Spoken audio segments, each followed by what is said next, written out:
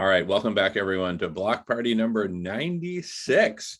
And we are now kicking off the Solar Radiation Management, or SRM, segment. And I'd like to mention it, as promised in last night's email, in the context of Compassionate Los Angeles, because we're doing a bunch of events in LA starting Thursday next week, Thursday, February 17th, with a press conference on the steps of City Hall in downtown Los Angeles, where we will be announcing that, and these are my words, and I'm going to say it in my terms, we are, and I'll be dressed in full Darth Vader with microphone, speaker, and all that, and about 10 different posters promoting everything from SRM to food healers, love all, feed all, etc. And my message as Darth Vader, speaking from myself, is we are launching a compassionate revolution, a compassionate takeover. We are installing a new government in Los Angeles, a compassionate government, the world's first compassionate government, as part of a holistic transformation, transforming Los Angeles into the world's first compassionate metropolis.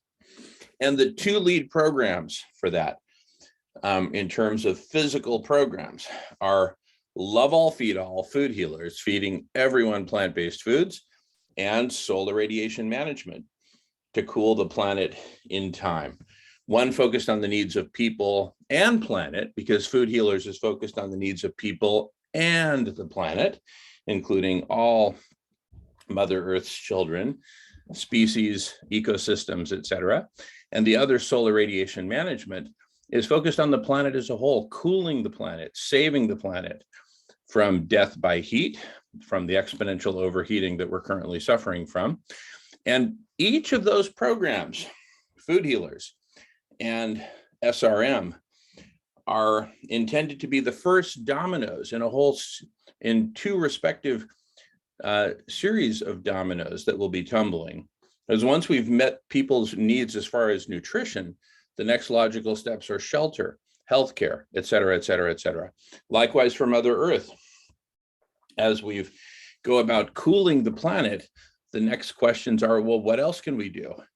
Promote phytoplankton growth and deacidify the oceans, right? Restore and regenerate ecosystems through planting of trees, conservation, and many other programs. So the idea is that this revolution of compassion and transforming Los Angeles into the world's first compassionate metropolis. As the media capital of the world, Los Angeles is the perfect metropolis from which to project this revolution of compassion to the entire world and get everyone on board. And with that, I pass the talking feather. I just wanted to give some special context for today's conversation on solar radiation management as making it part of a revolution of compassion. What say you? Passing the talking feather. Well, thanks for that introduction. Today I'm most concerned about imagery, and I want to know if you've developed a logo, for instance, for your upcoming event, or a poster that captures sort of generic imagery. There's lots of ways to approach it. I can put up some images as my picture on the background, where you see my face. I can switch out to pictures that I can put up, and then you can pin my Sure. Okay, I'll pin you right now. You can pin me, or each individual viewer can pin me to their screen as the largest image in the center, or you can go to the speaker view, and that will naturally pin the person whose voice is the loudest. Although it seems if you just change your view to speaker view, Jonathan, when you're speaking, the image will come up large each time. Then. Yeah, I'm on speaker. Your view, I'm on speaker view now. I guess. Speaker view. Oh, yeah. Right. The speaker himself, I don't see myself, so it doesn't work for me. I still see the prior speaker on my screen, so I can't see as well. But um, I think that the movement, whether it be climate change solutions or feeding the world, I don't think any of the current movements have really located their iconic imagery. Um, and I know that's difficult to know because sometimes you can't know what was the iconic imagery for a time period until decades later. We look back on the protests regarding the Vietnam War, and we look back at different movements, and then we look historically and we say, yeah, that's the image that seems to capture the movement. But we're looking at it 10, 20, 30 years, ago, and therefore we've got the filter of history and the filter of time to determine what we think was the iconic imagery. So I admit that in the present time, you can't always figure out what the iconic imagery is for your current event or what might become known as the iconic imagery, but we have to take a try at it. So this image I've got on the screen combines the divine feminine with water, with greenery, with a contrast between the desert, which is a parched landscape, one with very little life, and then contrasting it with a greener landscape that has greater density of life. It's also got a human form in it that speaks about our part to play and how we're part of nature, but also maybe the biggest part right now, maybe we're the most responsible. So I'm wondering if any of the groups have any posters or iconic imagery that they've developed that me and my imagery group can help with to make the posters even more impactful. Passing the feather. I like that image, Jonathan. What one way that I think that could even be made better, because right now her hands are just on the ground, like she's just kind of sitting there, waiting for something or in meditation or something. But when I think of Mother Earth, I think of her hands holding and nurturing and caring for us. So imagine this woman holding, with an image of her hands holding maybe a vulnerable baby. If there's some way that we could represent Earth herself as a baby or something like that. Anyway, just a thought, putting it out there. Thanks. Sure, great. No, your insights are fantastic. You still hold the award for the greatest SRM video, or rather imagery, with that with SRM and without SRM video image. Oh, here, I've got that right up on my screen. Let me go ahead and screen share that. So give me a second and I'll pull that one up. So we know what we're talking about.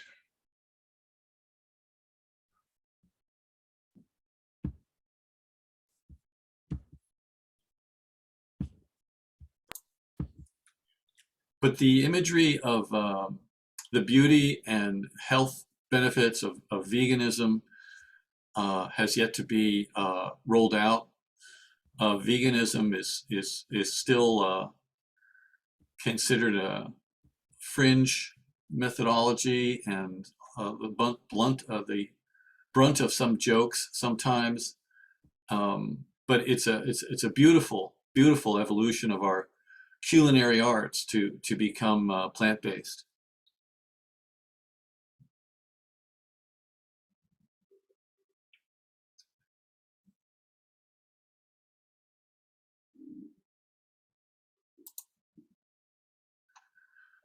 Right. So there's a lot of iconic image concepts in this, embedded in this. One of its greatest is its instantaneous conceptual understanding. Needs no introduction or explanation. But again, my question is broad to the group of what imagery for the food event has been developed. Have you developed a poster yet, Jamin, for your trip down to Los Angeles? I've sent to the printer pretty much all the posters that we used in Glasgow, Scotland, with a couple exceptions. And we're also here. Let me show you one of the newest posters. It's got the wrong naming in it. There was an error in the naming, but that's being fixed. But here it is.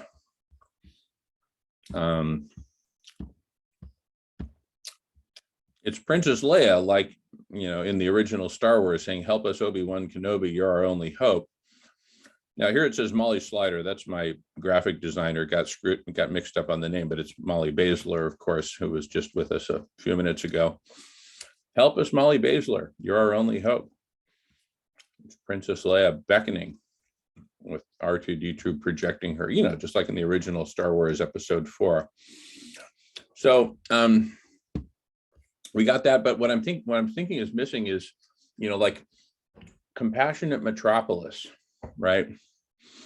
And maybe we just use that as a generic compassionate metropolis. It's obvious we're in LA and we're going to be talking it up and everything. It's almost like, hey, there's an opening for compassionate metropolis. Who wants to fill it? Los Angeles, any interest? Kind of thing. So that's what I'm thinking conceptually, how to turn that into a graphic thing. And then compassionate metropolis and then compassionate world. I think we could have a beautiful image of a compassionate world, maybe just the hand holding the planet, a green, verdant, thriving natural planet. And it just says compassionate world. And the hand underneath it basically saying, hey, we need a helping hand. We need, the human hand. We need, we need humanity as Mother Earth, which also, connotes the divine feminine and all that. So if there's a way to maybe show maybe that woman, but maybe holding in front of her and her hands like this. So she's holding baby Earth looking at you, and maybe her shoulders and arms and everything are green and all that. I don't know about the parched Earth. That's a bit of a downer, but just something more pure positive, compassionate world. And then compassionate metropolis, maybe something that with connotations of something like the Jetsons from the 70s, a cartoon I grew up with. Meet George Jetson, da da da da da da da da. Because that was sort of like, an aspirational, oh, this is what the future is going to look like. Right? Let compassionate metropolis have that aspirational element. So compassionate world, compassionate metropolis. And with that, I pass it to the godfather of compassion, Michael. Go for it. Just really inspired by hearing Jonathan's ideas about the iconography, and that's very wise thinking. So I want to encourage you guys along those lines. But I thought that at the press conference, now I'm getting a little crazy here. I am on some pain remediation, but I should say that I thought if we had some vegan males and female models, vegan models at the press conference wearing bikinis or something, or just wearing, scanty clothing. Hey, skin sells. I'm sorry. I'm just throwing that out there, But I thought there might be some celebrities that might want to wear some fashion. It doesn't have to be bikinis or anything, but some fashionable wear. I don't know. That's what I'm more thinking along the line of, like a vegan fashion designer like Stella McCartney. Thank you. Yeah, or even you in a bikini, Michael, with your hairy beard and hairy chest and hairy belly. I think that would be really beautiful. Anyway, Jonathan's got an image up. Right. If you want to pin this one again, this is an award-winning international image from women in Afghanistan, I believe. And this one captures the idea of plant-based, because the plant is growing. That's obviously not a meat animal. And it has a lot of great basic imagery to it. It's mostly hopeful, with a little bit of a doomish kind of coloration in the background, an impending darkness sort of creeping in. But and there's a lot of brokenness there with the Band-Aid over the crack. This might be something, maybe you could have, in addition to your posters that you print, Jamin, and bring down, maybe you could have an art, excuse me, an art display area near the food distribution area where you print a set of essentially random things like this and others, and hang them up, and then get feedback from the crowd, and do sort of a giant focus group on which ones are the best imagery.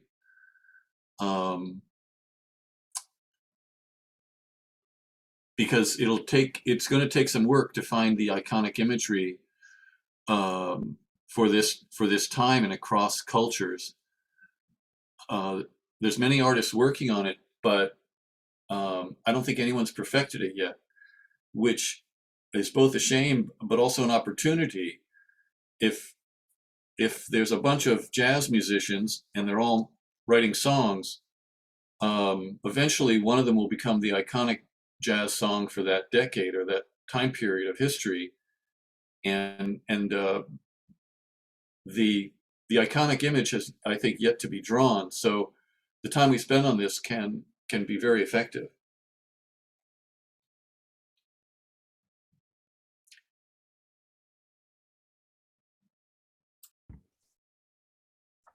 Awesome.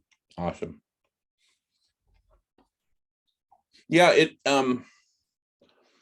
it feels to me like it's still kind of early days for the definition of what it is, the big it of the revolution of compassion. I'd like to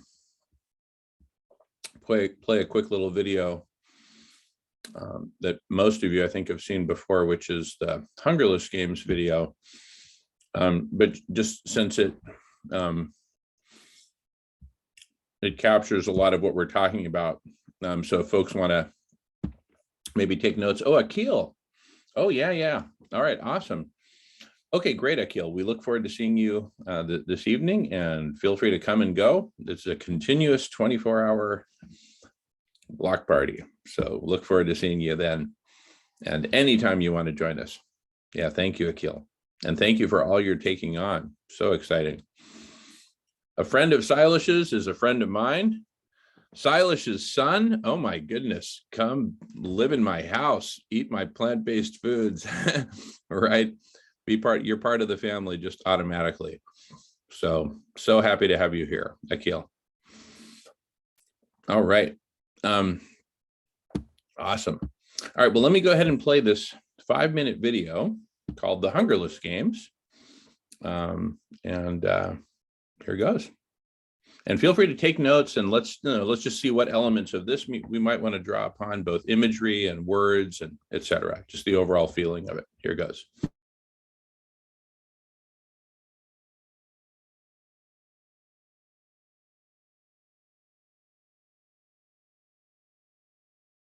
$1. You can make as many videos as you want, and you never need to pick up a camera or use.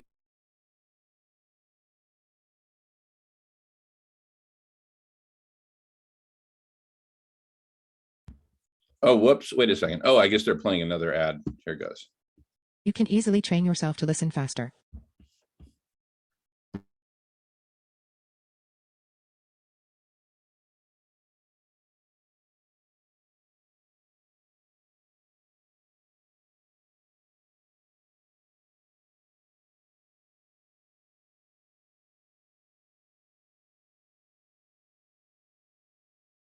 In 1972, as the Apollo 17 crew left Earth's orbit for the moon, they shot this famous photograph. After hundreds of thousands of years of human existence, for the first time, we saw our world as a whole. Hi, I'm Jamin Shively. I have a vision for our world that I know I share with many of you. The entire earth and all its inhabitants, healthy and complete, where everyone is taken care of in a manner that can continue far into the future. This vision for our world I can sum up in one word: whole. A whole world. We humans have been enormously successful by many measures in that billions live in prosperity and health with advances that were inconceivable just a few generations ago. But Houston, we have a problem. In fact, we've got a lot of problems. Billions are languishing in destitution and despair. Seemingly insurmountable challenges, such as climate change and hunger, continue to plague us year after year. But we can solve our problems. We have the power to reverse impoverishment of people and the planet. Let's look at just one persistent problem staring us in the face today: hunger. According to the United Nations World Food Program, hunger is entirely solvable. There is enough food in the world to feed everyone, and no scientific breakthroughs are needed.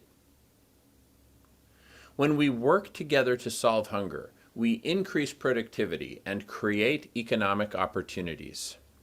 Persistent hunger, malnutrition, and starvation are stark effects of our existing economic system.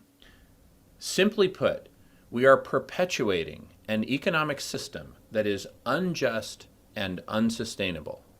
For ages, we have defaulted to a system based on greed and a fear of scarcity that degrades human life and the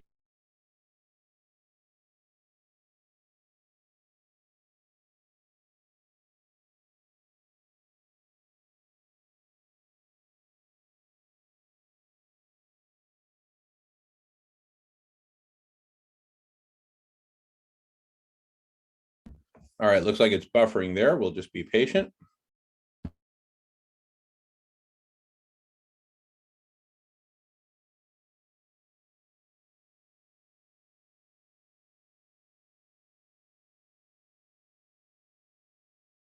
Did you click the share screen button? I know you haven't been doing it lately, but to be honest with you, most of the videos you're playing lately are skipping. I'd say go back to share screen.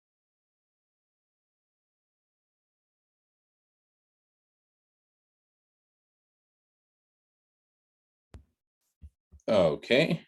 Yeah, I paused it. Let me just see if it's ready to go. Not yet. Okay. Yeah, here I'll go ahead and reshare as James suggested. Let me also do optimize for video. I don't know if that'll make a difference. Marco seems to think it does better without hitting optimize for video. Well, do when I play videos, do they skip or do they, you know? No. Stop? When you play, it's fine. Well, I just tick the boxes. Then that's all I do. I tick both boxes and Yeah, off you no, go. yours works great. Here, let me put it in the chat, and then you can share it if you'd like, James, because that sounds like it'd work better. All right, so here's the Hungerless Games video, and you can just, skip ahead a minute and a half or so to that portion. Anyway, I put it in the chat, and James, here, let me make, hey, Marco, could you make James co-host? I'm gonna, actually, let me just go ahead and reclaim host. Oh, no, Marco's got it. Great, thanks, Marco. Not to put you on the spot, James. If it's convenient, go ahead and share. Otherwise, don't worry about it.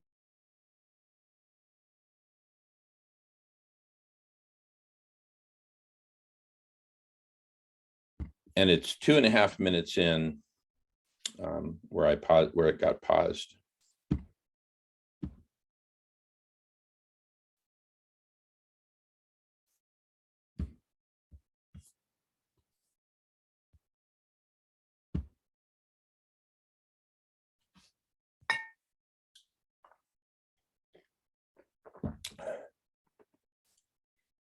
Or does anyone volunteer to share?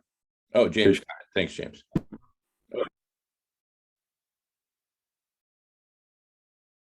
Productivity and create economic opportunities. Persistent hunger, malnutrition, and starvation are stark effects of our existing economic system. Simply put, we are perpetuating an economic system that is unjust and unsustainable. For ages, we have defaulted to a system based on greed and a fear of scarcity that degrades human life and the Earth's ecosystems. I call this the economy of hoarding, the amassing of personal wealth without regard to the well-being of either people or the planet. I propose instead a cooperative, compassionate approach.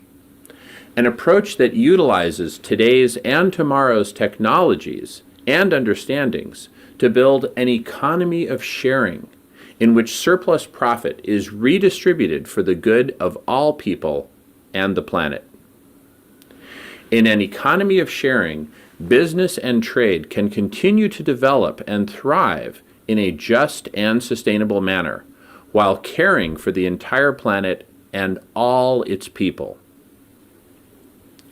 By building a compassionate economy, the problems we face will be solved. Only by rooting down to the causes of our problems will we finally break the vicious cycle of poverty and devastation. Why wait for governments or agencies to act when we can act now to solve these critical problems that are threatening our very survival?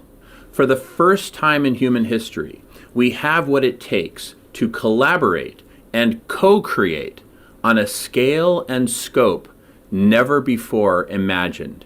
In the videos to follow, I introduce a number of practical alternatives to the status quo. Taken together, this multi-part proposal provides a number of marketplace solutions to market-based problems. Thank you for playing a part in the Hungerless Games. May the games begin.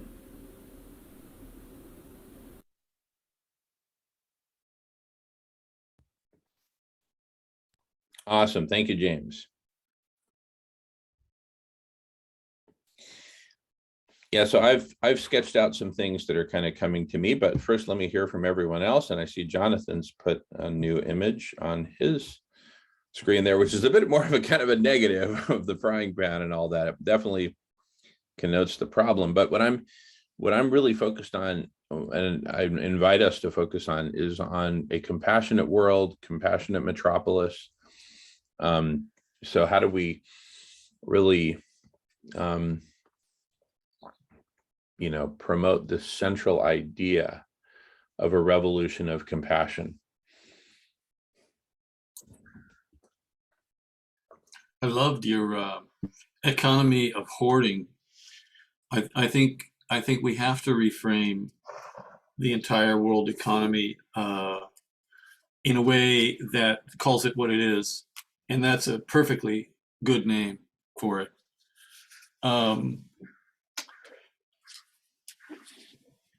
The question, though, is how deep in our collective psyche, in our collective mythology and history as Homo sapiens, is it rooted? Hoarding seems to come naturally to us, so casting it as negative alone won't cause it to stop. It's almost like there has to be a mass therapy session in which people dig deep into their subconscious and unlink their survival from the concept of hoarding. And that will probably be a fairly traumatic session for them to engage in. There has to be a carrot, which is a concept of abundance. But many times in history, people have been promised abundance, And for a time, it's sometimes been delivered. Somehow we have to come up with a convincing argument of abundance that neutralizes the hoarding instinct. Pass the feather. Yeah, I love it. Marco, do you recognize Cloudpair? I'll let Marco, I'll let you deal with the waiting room there. I recognize her. Oh, great. Okay, so in comes Cloudpair. So here's what comes to mind. What comes to mind is the Buckminster Fuller quote. Don't try to, I'm going to paraphrase here, don't try to change people's minds, give them a tool. And imagine that food healers, hey, welcome. Cloudpair, what do you prefer to go by? I know that's what your screen name says. Rebecca. You want me to change? You want me to change your name for you? Yeah, sure. You can change it to Rebecca. Okay. All right. Here goes. Anyway, so yeah, welcome, Rebecca. Great to see you. Thanks. Good to see you.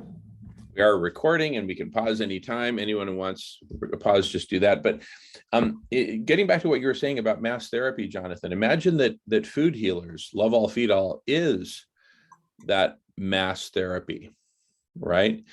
That transforms the way people see the world, themselves, and life by making food free, right? I mean, I kind of see it like, you know, as a young boy, sometimes I would, you know, I would play certain games, and sometimes I'd be in an all-day Monopoly game.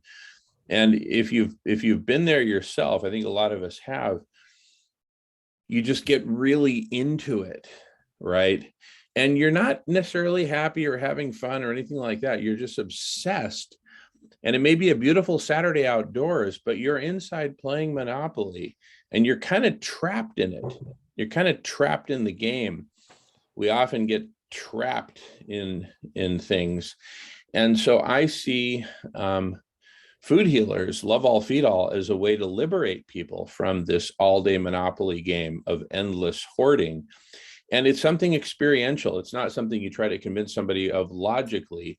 It's, again, like Buckminster Fuller said, don't try to change people's minds, give them a tool. Well, what if food healers, Love All, Feed All is that tool? Passing the feather.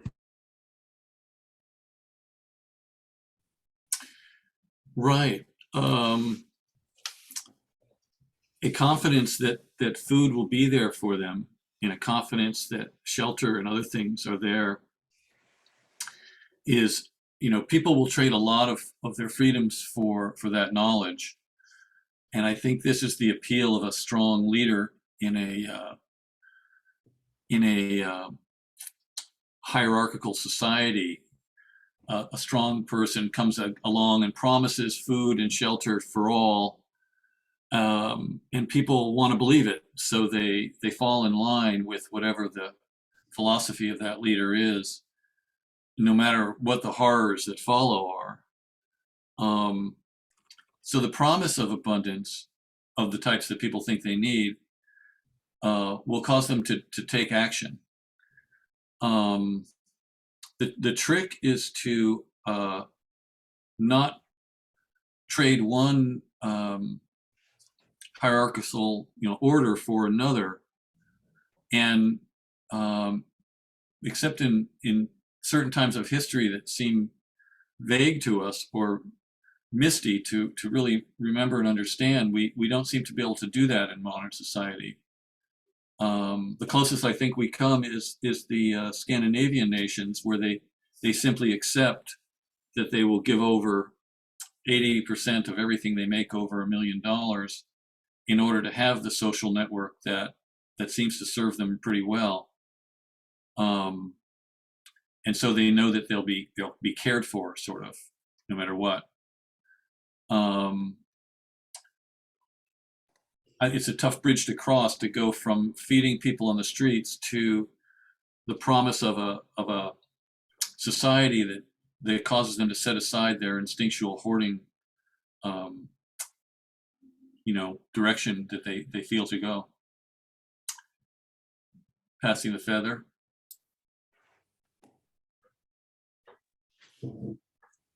I just want to say that the Scandinavians have the option of putting their money overseas so that it appears in their own country that they aren't wealthy, but in actuality, they're really wealthy. They just have houses that are in America or wherever else.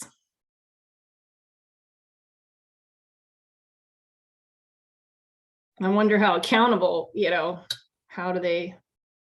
our system just lets powerful people with money do whatever they want. Well, I think some of those countries have a pretty good shaming system. If they discover such a thing, they seem to be effective at shaming the person at the very least. If not, maybe they can't bring their money back, but at least they can point the finger of shame at them. And I know that's not a very powerful comeback from the loss of the tax money from society, but it's something. It's something. In other words, if the majority of people take pride in a system that seems fair, those that break the rules will at least they'll be shunned or shamed, and that might be the only available recourse. Yeah, I think in China, don't they have a law that you cannot export money out of the country? Like, if you become rich in China, you stay in China. Your money stays in China. It's not going anywhere. They'll let you get rich, but you're not going to take it out of the country.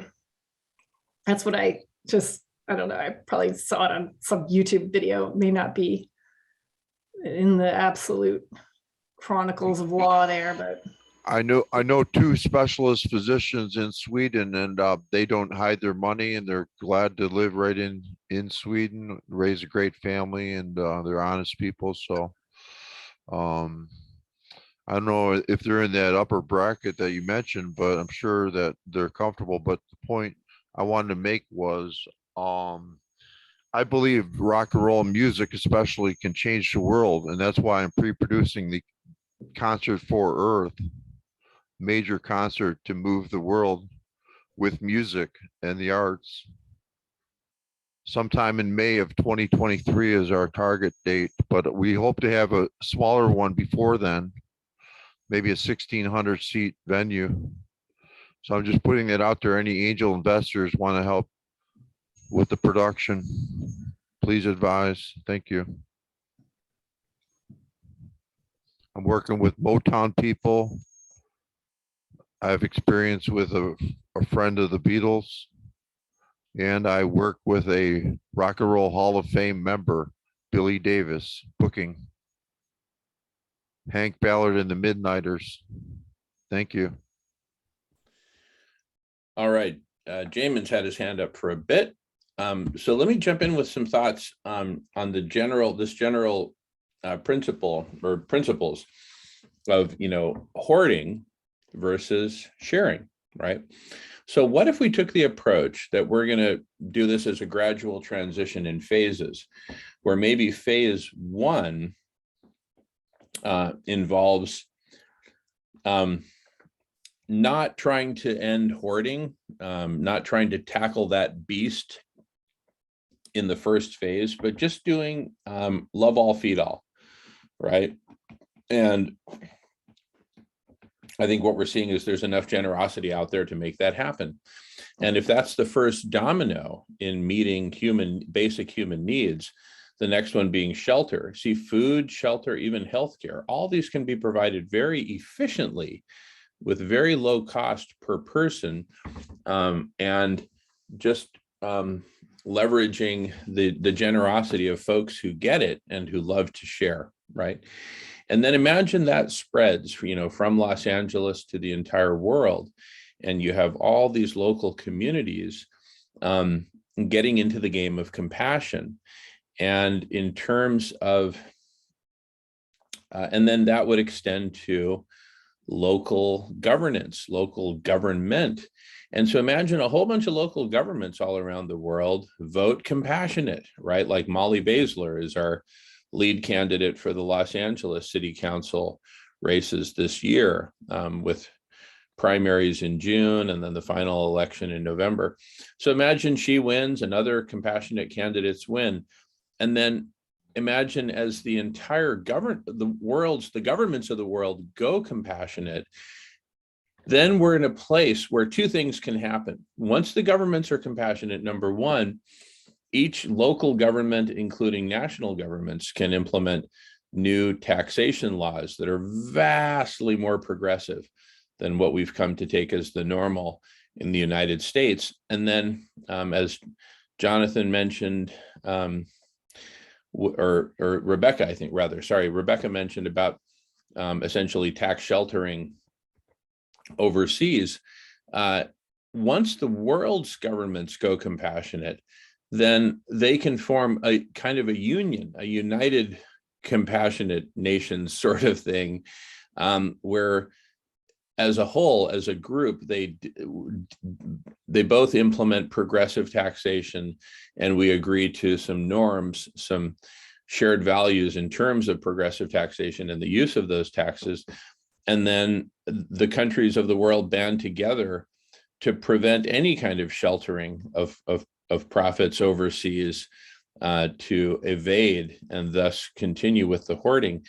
In that great book, Ministry of the Future, they talked about progressive taxation and how that, obviously it's a science fiction book, but how that just spread and became the norm. And, why not, right?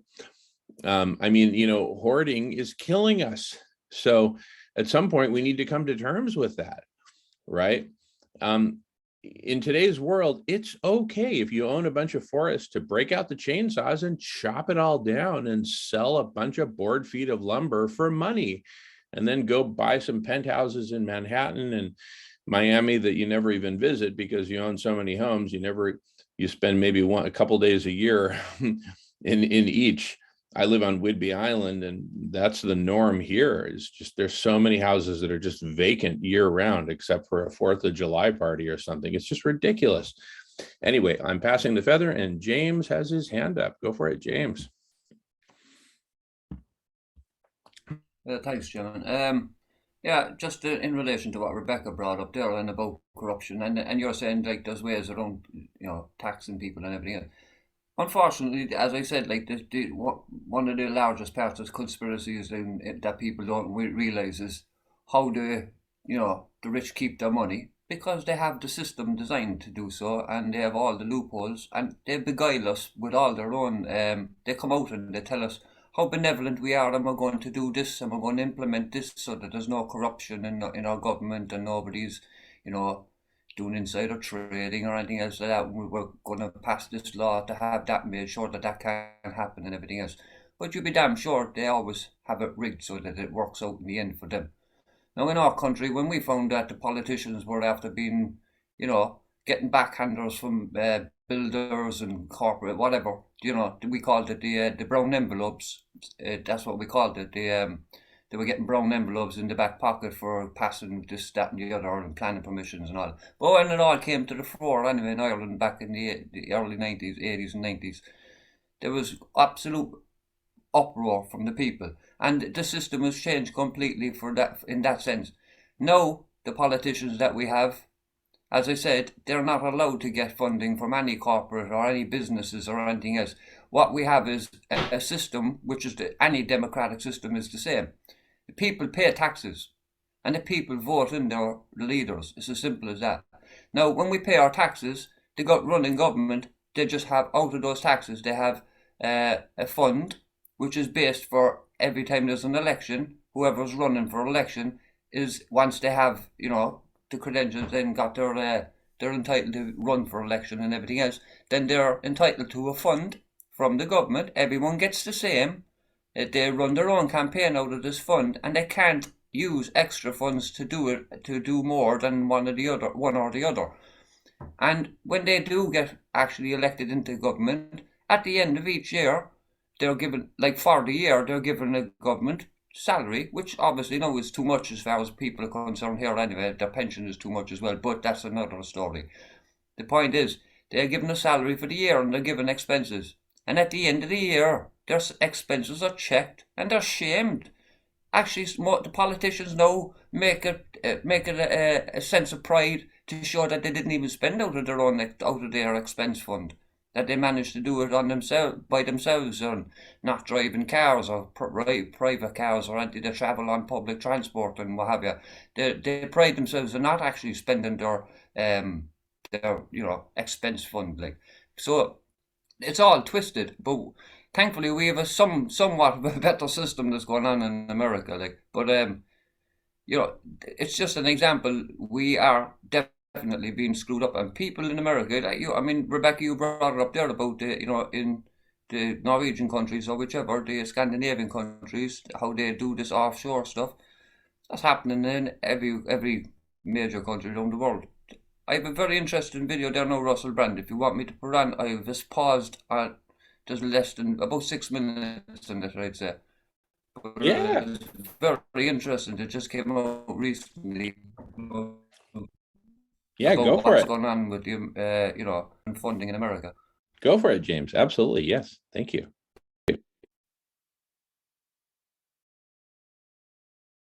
Have a look at this. Let's have a look at Pelosi and the cross-party corruption that defines American Congress when it comes to the real business of government, making the moolah. The most co-sponsored bill to ban stock trading while in office leaves a huge loophole for trading corporate stocks based on non-public information. Phew, thank God there's a loophole. For a minute, I was thinking that corruption might be rinsed out of Congress. But it's okay, there's a lovely little loophole. And by the way, if you leave a loophole in something, there ain't no point in doing it. Congress, both Democrats and Republicans, have signed onto bills that would ban members of Congress from trading stocks, something that more than 2/3 of Americans want. It's almost like there's room for a new political party. But most of those lawmakers have gone behind a bill that would keep a major loophole, while a more stringent bill proposed in the House has struggled backers. How about this bill? It's more stringent, so you absolutely wouldn't be able to make money. I like that one less, a lot less. Let's not do that one. How about this one, where we could pretend to be nice, but carry on being assholes? That one. The leading bill to ban congressional stock trades in terms of co-sponsors, an important factor in a bill's likelihood of passing, is the Ban Conflicted Trading Act. That bill, with 22 House co-sponsors and 4 Senate co-sponsors, would prohibit members of Congress and some congressional employees from trading corporate securities, but it would not prohibit members of Congress' spouses from making trades. Aha! Sudden spate of shotgun weddings in Congress. You, marry me. Why, do you love me? No, but Apple's gonna go through the roof. Spouses talk to each other, not in our house. And the bill would do nothing to stop the passing of insider information from a member of Congress to a husband or wife who could use it to inform purchases and sales. Insider trading by members of Congress is illegal, but that law is nearly impossible to enforce. What's the point of a law that's impossible to enforce? No point. Of the nearly 6,000 corporate securities that House members reported in their 2020 financial disclosures, more than 1,000 of them are owned by representatives' spouses. At least 78 House members disclosed that their spouses own corporate securities. What does your husband do? Well, mostly he makes money with stuff I tell him. Oh, that's disgusting. Neither bill is likely to pass anytime soon. House Speaker Nancy Pelosi, whose husband is a frequent trader of corporate stock options. I suppose, it does help that Nancy tells me which stuff to invest in. Yeah, I never really thought about that. Nancy Pelosi recently said she does not believe members of Congress or their spouses should be prohibited from trading stocks. Oh, why is that, Nancy? Oh, well, God, let me think about the reasons now. What is it? Let me tap on the old rememberer, the old think box. What is it again? It would affect me personally, and that's all that matters to me, in spite of all the stuff I say all day. On Wednesday, House Speaker Nancy Pelosi shot down the idea that lawmakers should be banned or limited from trading individual stocks. Should you be able to trade? This is a switch bike. This is a switch bike. No. Yes! Nearly 50 lawmakers, both Republicans and Democrats, and nearly 200 of their staffers have repeatedly violated the Stock Act, according to Business Insider. Democratic Congresswoman Susie Lee skipped reporting on 200 trades worth over $3 million. Did you do any trades? No, I didn't. Oh, sorry, no, I did 200. 200, there's a 199, 200. I did 200 trades. Was it worth any money? No. Oh, no, yeah, $3 million, over $3 million. Republican Diana Harshbarger failed to report 700 trades worth over $10 million. Did you do any trades? No, I didn't do it. Oh, no, sorry, I did 700 trades. Was it worth any money? No. Oh, yeah, no, sorry, $11 million. And what's the penalty for failing to report these purchases? It's as low as $200. Right. Because you have been caught betraying the American people and putting personal profit ahead of your duties, we are going to hit you with the full force of the laws that you made. And that is why I'm going to require, urgently, with immediate effect, today's lunch money. A mere pittance. No! Please? Should members of Congress and their spouses be banned from trading individual stocks while serving in Congress? No, I don't know to the second one. This is a free market and people, we are a free market economy. They should be able to participate in that. There. That's like sort of saying, fuck off. Both the Ban Conflicted Trading Act, but not the Trust in Congress Act, have been referred to committees chaired by stock traders and have so far received no action. Here's that thing, you know what I said about that Twitter thing? Twitter has booted @NancyTracker, a popular account that documented Pelosi's stock trades and drew attention to the millions of dollars she and her husband have generated through trading. That is the problem with politics and media and censorship in general. Instead of solving the actual problem, you solve the problem of people being aware of the problem. Oh no, there's a problem! Nancy Pelosi has access to information that's making her rich and someone's reporting it on Twitter so normal people can make money from it. Jesus Christ! Get that off of Twitter! Is Nancy Pelosi still doing that? Yeah, she's still doing it, but no normal people can. The account had over 200,000 followers when it was banned. Some of its most popular tweets highlighted that Pelosi's role as government official gives her access to insider information and noted that Pelosi's returns have significantly outpaced both the market and some of the world's best investors. She's better at it than the world's best investors. It's her hobby. Her main job is being the Speaker of the House. In October, less than 2 months before the accounts were suspended, @NancyTracker said it had received a cease and desist order from a lawyer representing someone high up in the political office. I wonder who that could have been. It wasn't me, it was my spouse, actually. Did you tell him to do it? That's what I always do. Currently, 18 senators or their households own stock in big tech companies held individually by a spouse in a joint trust or for a dependent child. Dependent child, oh son, you better give her some stocks information. That's how I'm gonna make it through the day. Dependent child, you'll come up with something. A report on congressional trading in 2021 by Unusual Whales revealed hundreds of millions of dollars have been exchanged on the stock market by elected officials in 2021 alone. Good. Pretty good year for everyone. In just equities, Congress bought and sold nearly $290 million throughout the year. Good. Brilliant. Always encouraging. In 2021, only 3 hedge funds beat the market, but in Congress, 35 politicians did even better. Good. Hedge funds solely set up to make money from trading are 10 times less efficient than people whose job is meant to be making sure that there's no corruption and that you live in a fair and just world. That's good. That's good that that's happening. Big legislative events such as the infrastructure bill getting passed by the Senate were often preceded by politicians trading in the sectors affected. I actually feel it's somewhere between tears and murderous rage. There were tons of unusual trades where politicians made millions of dollars. Instead of arguing about things where there clearly are divisions and differences of opinions, come together over surely what must disgust all of us, that politicians are prioritising personal profit over their actual elected jobs. Think every time you see them people on the TV, every single one of them, no matter what party they're from, going, you know, we're going to build a better America for you, a fairer where your children, no matter where you're from or what race you are and however you identify and what you care about, we're going to build a better... Just think, you liar! You money-grabbing liar! Congress has 45 days to disclose trades to the public. Sometimes they are late. I was, me and old dependent child. We've been making a couple of trades. Some politicians held securities in the sectors they vocally expressed support for, such as senators holding cryptocurrencies while drafting crypto regulations. One thing we must stamp down on is cryptocurrencies. They're not right, those cryptocurrencies. Get some cryptocurrencies for me independent child. Oh, little cryptos, need the cryptos.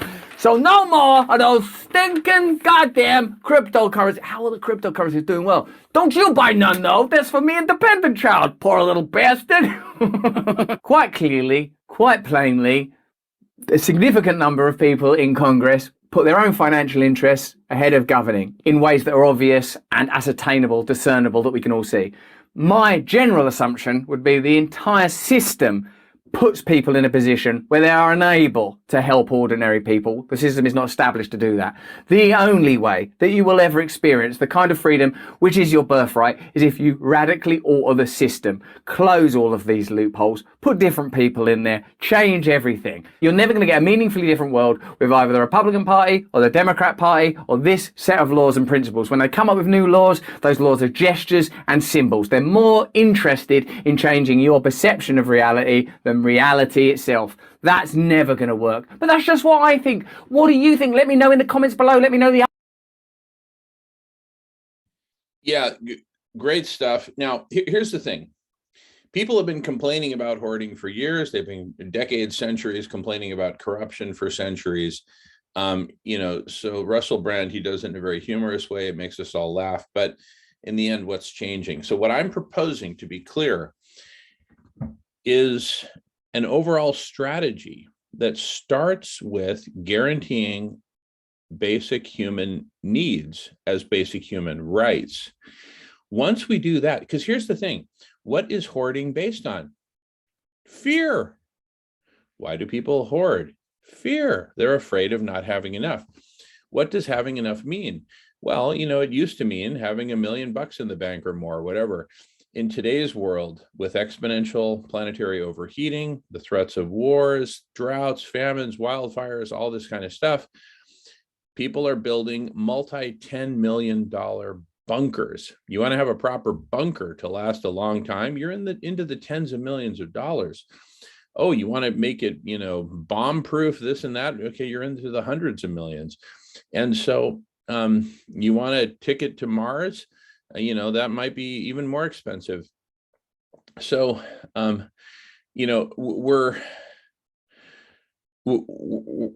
we're way trapped in this game of hoarding for survival, and there's really no limit to it.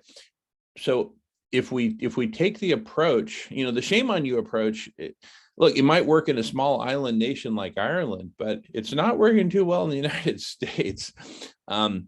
Where, you want to be sexy, have money. You want to be really sexy, have a lot more money. Henry Kissinger famously said that power is the greatest aphrodisiac.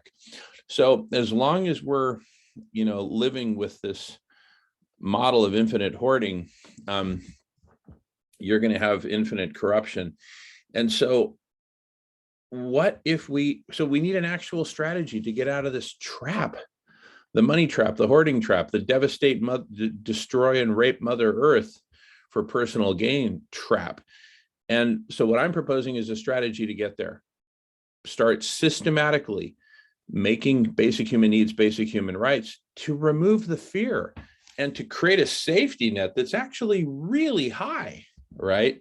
A safety net that basically says, listen, even if you have nothing, life becomes a beautiful, perpetual Club Med plant-based adventure, right? Why not?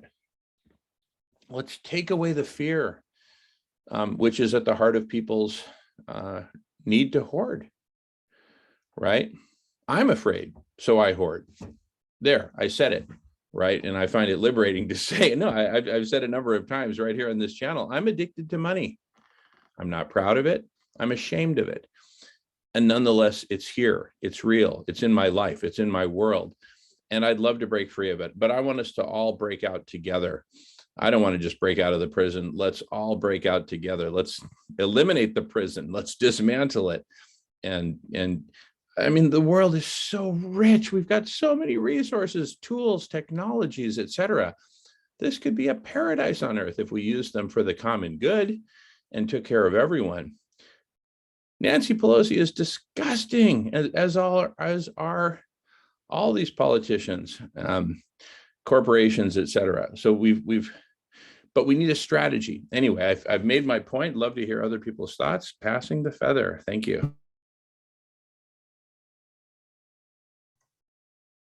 Oh, I was just thinking, I heard something recently that because of the baby boomers leaving the workforce and there's a shortage of labor, they are considering using prison labor. And it just, when you said, let's break out of prison, it made me think of that. Like, that's the weird state of affairs right now, that they've privatized the prison industry, and they're realizing that they have this huge, like, unused workforce. And I'm just like, oh, how are the prisoners gonna feel about this? I don't know. It's so weird, the transition of the old people. And I don't know if anybody's watched we just started watching Succession, and it's kind of about that, where if the old person who is the, like the ultimate hoarder, powerful person, and they're facing their mortality. So do they do it in a smart way and like transition off their wealth and resources and their knowledge in a smart way? Or did they just like wait till they've got complete like dementia and totally run the business into the ground or whatever? So I don't know, just thinking about that stuff. Pass the feather. Awesome. Thank you, Rebecca. And Marco has his hand up. Michael, I don't know if you can hear me, but I sent you a message in the chat, if you can respond to that. But Marco, go ahead. Yeah, the fact is we're already using, you spoke of the privatization of the prisons. That's already a money-making aspect. But the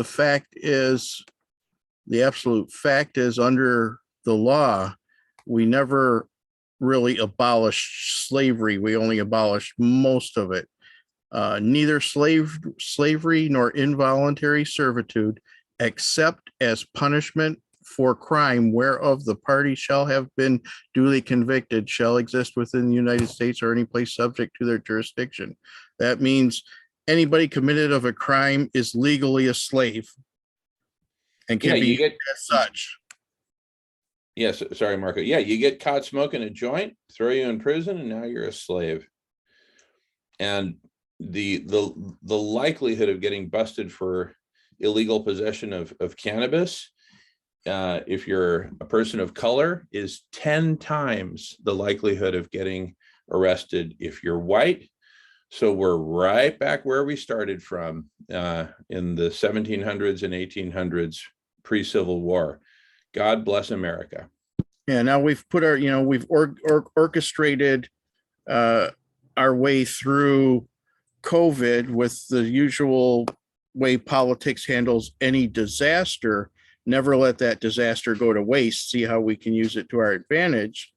And now we're going to suggest that, since people are waking up and saying they're getting screwed for below a living wage, and they won't do it anymore, we'll just use that, cache of slaves we have built up and put them to work.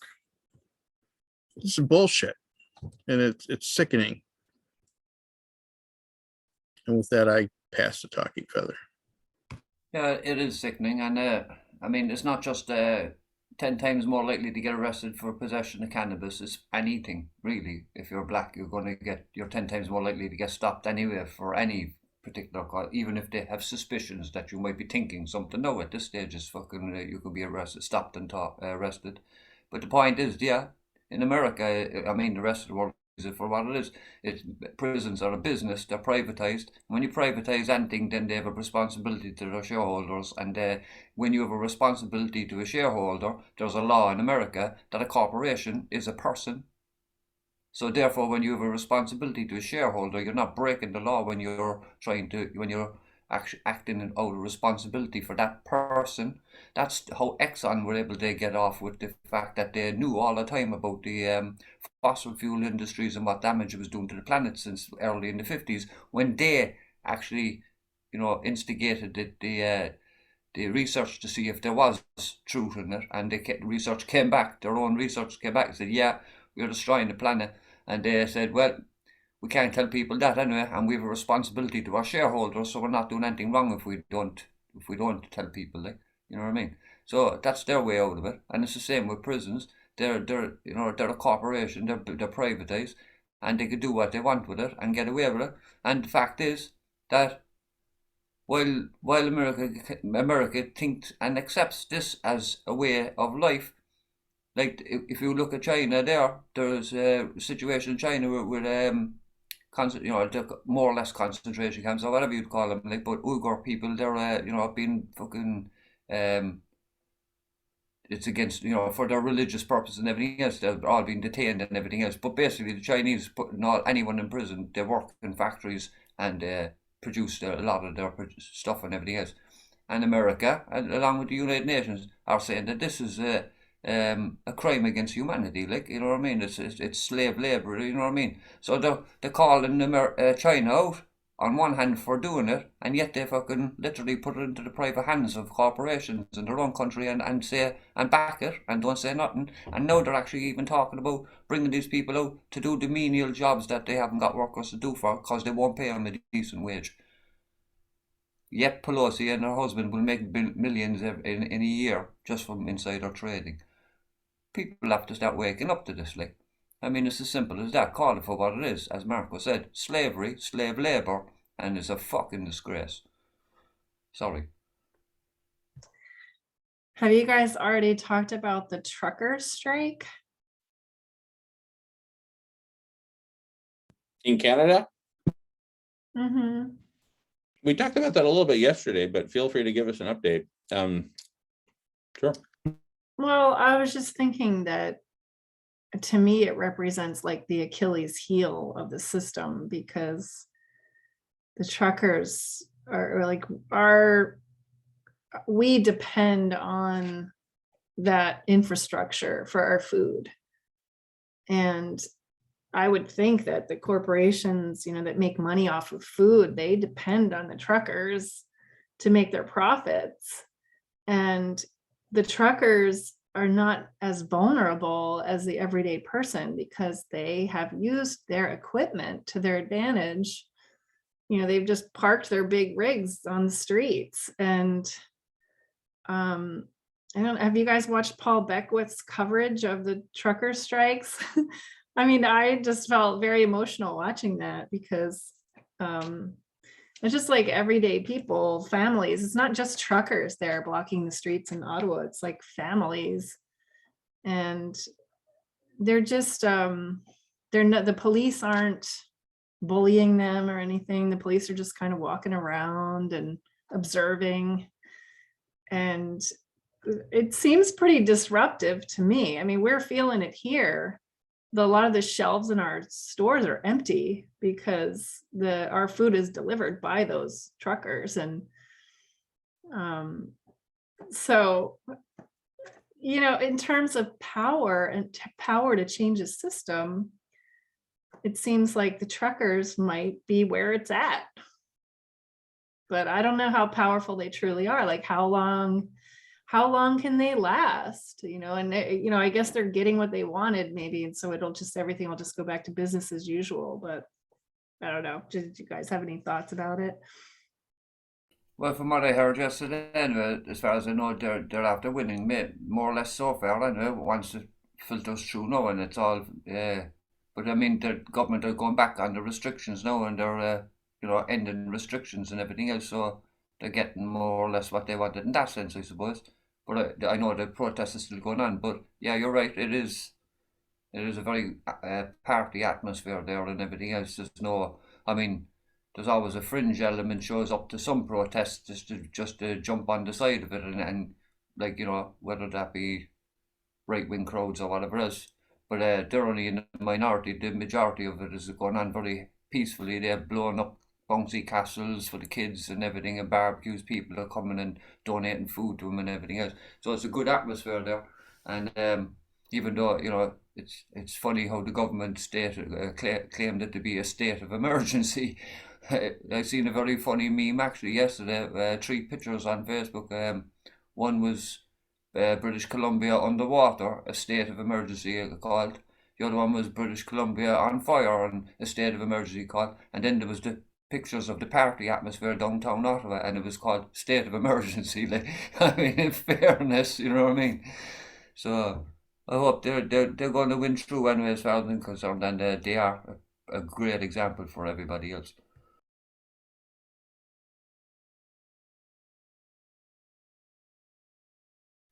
Yeah, there's a whole bunch of issues that tie in here, and right now the system we have, so with all this centralized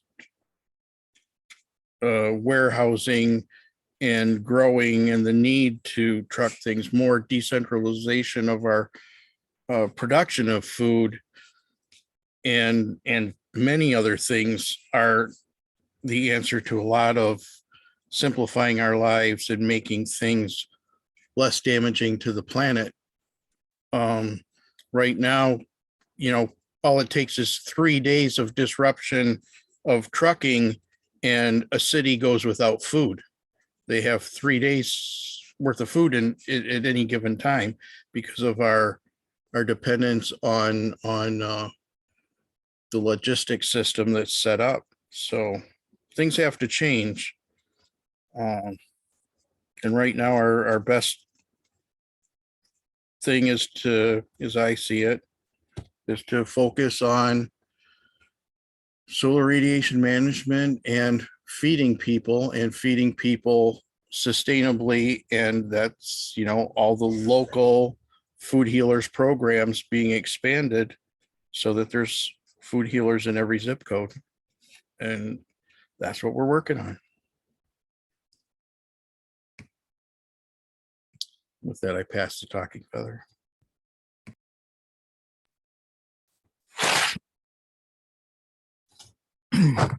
Sarah, sister, yes, go for it. I just think that it's great that works, like how Dr. Rao came on this morning and how you're coming to LA, because I think it's just like we were in the chrysalis stages of all of these events that we're doing, and the solar radiation management was in its chrysalis stage when you went to COP 26, FLOP 26, as we call it. That's when you realized, oh, okay, we can get this to the mainstream. So I think that it is going out quicker than we actually, it's going to be kind of crazy in a way. I think that after you have the press conference and a couple events in LA and Dr. Rao is having all these meetings, you're going to see a huge, and now that he's coming on to SRM, you're going to see a huge uptick in people wanting to volunteer, people wanting to, and that's why getting the website and getting everything done. But I think you're right. Like, we keep going back to the food thing and the healing thing and how to get people. I watched listened to a news clip last night, and they said, they were talking about city council, people, the houseless crisis.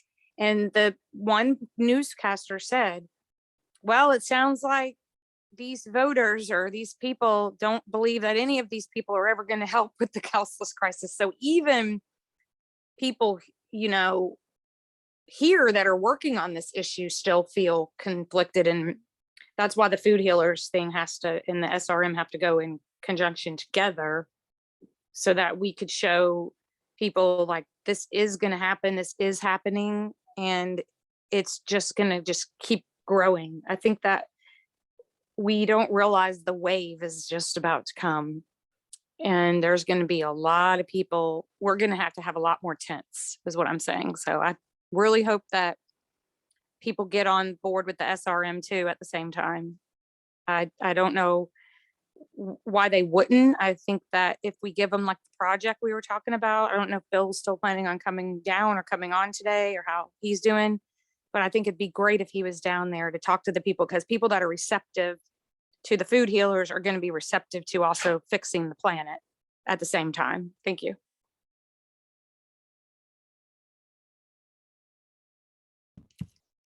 Beautiful, Sarah. Thank you. Yeah, and that brings us, full circle to this idea of the way I think about it. The time for half measures is over. And even if we just do food healers to the max and we all go plant-based and all that, that only solves half of our problem. And we'll still die from overheating, from exponential overheating. We could have an ice-free Arctic this summer, as early as this summer, and at the latest next summer, according to Professor James Anderson at Harvard. Scripps Institute of Oceanography pegs it at this summer that we could have an ice-free Arctic. So that's widely regarded as the last big tipping point that we simply cannot afford to cross, right? And barely anyone's talking about it. You never hear it on the news. You never hear it on Joe Rogan. You hear it here at the block party, here. So that's why I'm saying, let's make Los Angeles the birthplace, the cradle of the revolution of compassion that includes these first two major dominoes: Love All, Feed All, and SRM. Full stop. Because once those start tumbling, they'll get the others tumbling. Once we've fed everyone and said, whoa, that's like feeding everyone for me is analogous to the guy who stopped beating his wife and suddenly got that, wait a second, maybe violence isn't the answer. And now there's a lot more love in my life, right? And a lot more peace now that I've put down the stick and stopped beating we are beating up the rest of humanity by depriving them of food, however unintentionally. I don't think anyone in this room, wakes up in the morning and says, oh, great, another day where, half the world's people are malnourished. Wonderful. And people are starving to death by the millions. No.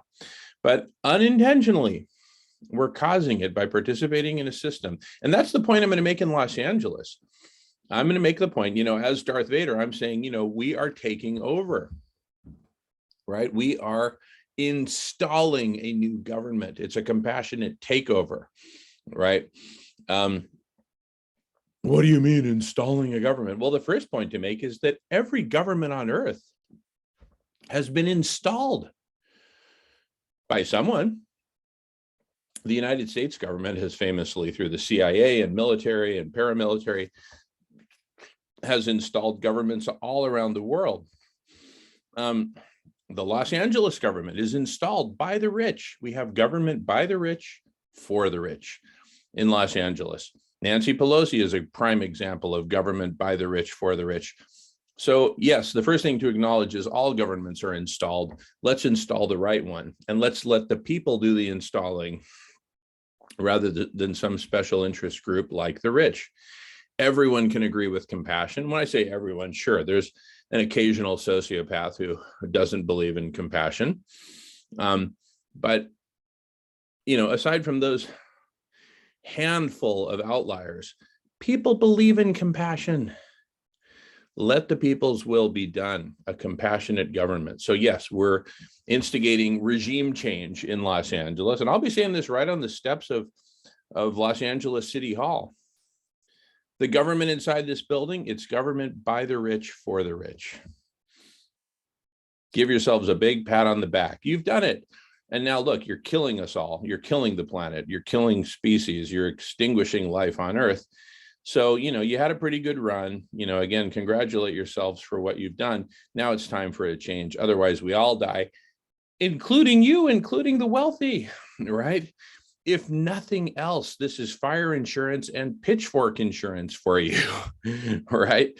So get with the program, wake up, and join the revolution. That's going to be my message on the steps of City Hall, passing the feather. Yes, Rebecca.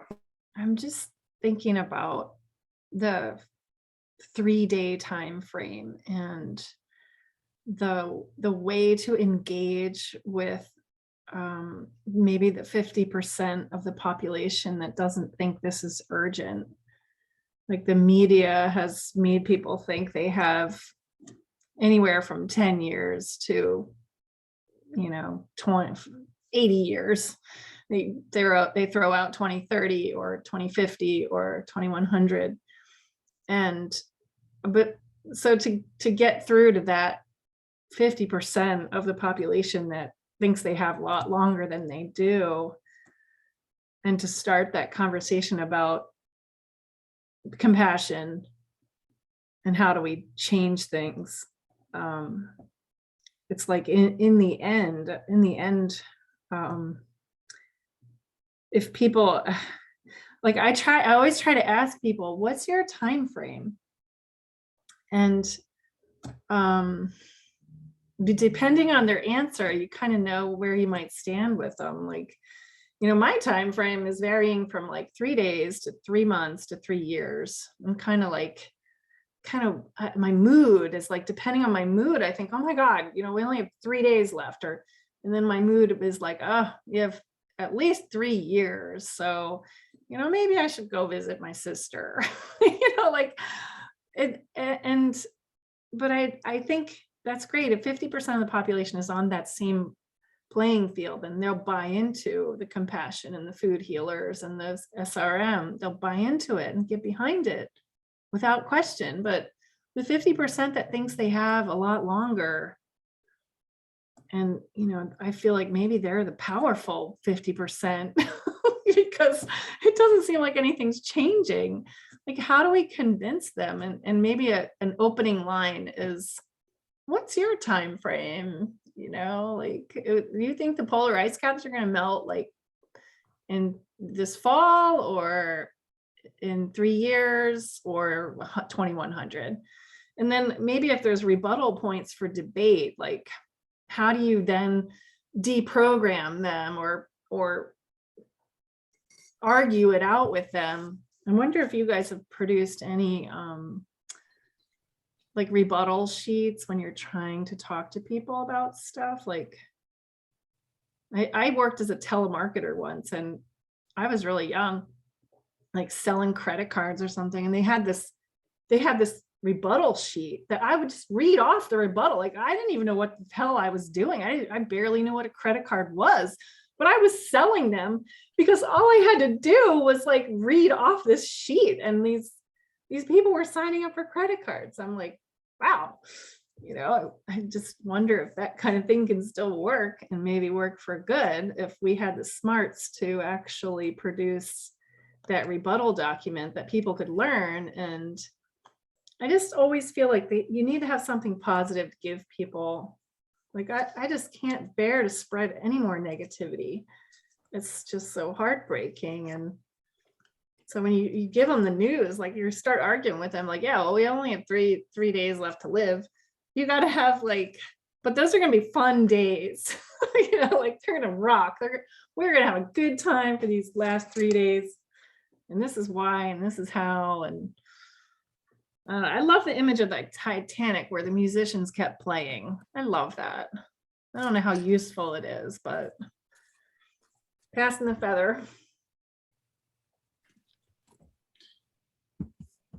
Actually, Marco had his hand up, followed by Jamin. I've got a rebuttal sheet for you. Thanks, Rebecca. Go ahead, Marco.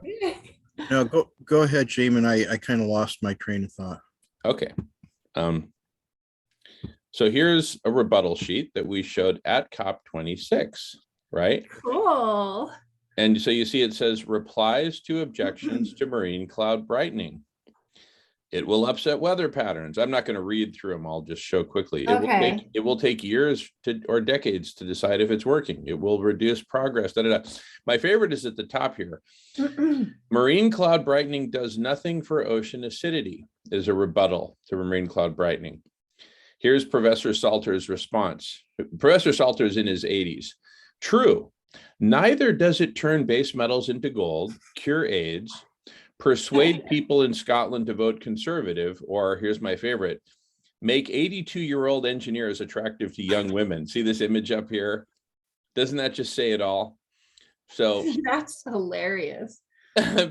Bulldozers are useless for watch repairs and brain surgery. A solution for the ocean acidity problem will not save the Arctic ice. So anyway, we can get really creative with our rebuttals. And I'll also pull up a little clip from this interview that they did of me at COP26, going through a lot of those same objections. But anyway, that'll take me a minute to pull it up here. So bear with me and I'll share it as soon as I have it up. I would love a copy of that. Meanwhile, I'll jump in. I kind of remember part of my thought was, yeah, that a rebuttal sheet where, as you put it, you didn't even know barely what credit cards were. You didn't know what you were doing, but you read off the sheet. That's good to sell credit cards. I think education, people really need to understand what they're talking about here, not just a rebuttal sheet, but they should have knowledge to back it up. But the sheet, to like, we all get those spots, we get it, especially when it's this emotional and this important, where you just kind of lose, a reminder, of what the talking points are, but still, you need a basic understanding. And that's not hard to do. Because it's not rocket science that if you use all your resources and that's causing the planet to overheat, that you have to do something to change that.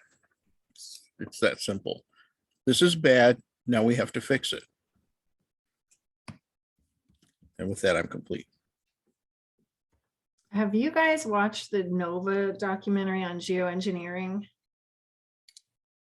No, because there is a segment on SRM, on marine cloud brightening, and their university in California, I don't forget which one, they are doing nozzle research where they show it in the video. They show how they've designed this nozzle and they're testing it, and I just assumed you guys had seen it because it's kind of mainstream, but I was surprised that I hadn't seen it yet, and I was shocked when I saw that segment, and how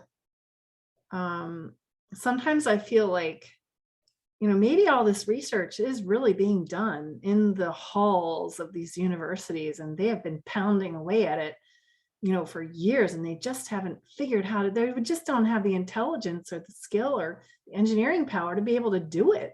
They're failing. Because the NOVA documentary is like, we're trying, and look where we are. We're doing this. And David Keith is also in it. The guy who wants to do stratospheric aerosol injection. That's what David Keith's doing. Yeah. Mm-hmm. Yeah. So, I mean, and are there university programs in geoengineering? The only one I found when I looked that up was at University of Washington. And I was like, wow, yay, at least there is one. And, what are they doing? Are we able to connect with them? If you sent your rebuttal sheet to them, would they be useful in coming up with educational materials that help people who want to dig deeper? Be nice to have a quick resource that Yeah. could be used. Yeah. No. Great thoughts and questions, Rebecca. Here's my view of the world right now as regards all these solutions and all that. Most of these solutions that we need exist, right? But they exist in a laboratory or on someone's unread blog post or even on a NOVA documentary. I used to watch NOVA regularly. I'm kind of surprised I hadn't heard of this. But we're awash in information. That's nothing new to anyone on this call. We're flooded with information. There is information everywhere, good, bad, and ugly, and beautiful, and everything in between. What we need is actually not more information. Information is certainly vital, no question. What we need is more of this, what's happening right here, collective intelligence. But not collective intelligence in one room, but collective intelligence spanning a vast network of conversations. Because what do you have when you have a network of conversations that are hyper connected? The best ideas can bubble to the top. It's so simple. We need decentralized. Decentralized is key, right? Because in terms of centralization, you know, Joe Biden went to COP26, and during the most important meeting of his life, arguably, what did he do? He fell asleep. And so I sang the song Daydream Believer by the Monkees, but I put in the words, wake up, sleepy Joe. Oh, it's time to go back to your floating geriatric ward in the sky called Air Force One. I mean, come on. You go to COP26, the planet's on fire, and you fall asleep. So anyway, centralization, no. Centralization leads to corruption, just like we saw. And if it's government by the rich for the rich, all these rich folks, you know, that's like, you know, electing a bunch of heroin addicts to Mothers Against Drunk Driving, to the board of directors of Mothers Against Drunk Driving. These sociopaths are addicted to more and more and more money. That's all they can think about. They can't think about anything else. They're just absolutely addicted. And so that's why we need decentralized, open source, collective intelligence. And that's one of the things that we're going to be promoting. As everyone here knows, I wake up in the morning with three things on my mind: food healers, SRM, and collective intelligence. The first two save life on Earth. The third, collective intelligence, empowers the first two, going from a concept, from idea, all the way through to planetary scale implementation. A friend of mine has famously said to me a number of times, if there's something that you're unable to do, it's because there's something that you don't know, right? Well, there's a lot of things that we collectively don't know, right, as a species, you know, and that's why we need collective intelligence, so that we can bubble the things that we need to know and need to focus on right up to the top. If everyone here, if everyone on the planet were liberated, we're free, we're not addicted, and we were in contact with each other, in a matter of minutes, we would bubble up food healers, SRM, and collective intelligence right to the top of the stack. I have no doubt about it, because those are the three things that are absolutely urgently missing from our ability to save, heal, and transform life on Earth. All right, well, since we are in the SRM segment, let's go ahead and play at minute 28:50 what Rebecca kindly put up on the screen. So let's go ahead and take a look at that. And then just so everybody knows, in about 10... Oh, sorry, James, go ahead. Oh, sorry, Jim. I know, I was just saying, I think that might be the video I shared with you a couple of weeks ago about the research being done. We sent it to Professor Salter. Oh, okay. I might be wrong. No, it might be another one. Check it out. Like, but as far as I know, that was California as well. Okay, here goes. Let me go ahead and share it here real quick. Here goes.